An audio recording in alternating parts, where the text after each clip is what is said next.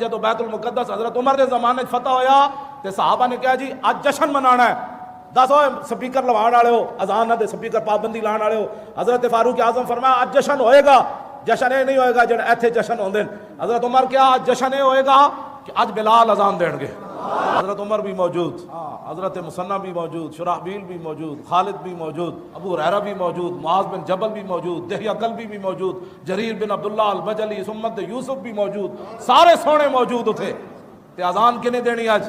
صحابہ کہندے جدو بلال نے اللہ اکبر کیا تے پورے بیت المقدس گہرام مچ گیا، حضور دا زمانہ یاد آ گیا۔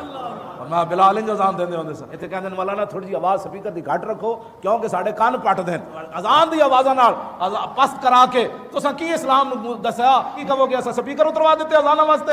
چلو مولویاں دیاں تقریراں تے بند ہو سکدیاں، چلو او دے وچ تے بہت ساری تانوں پریشانیاں، لیکن اللہ اکبر یہ کیڑا مسئلہ ہے جی؟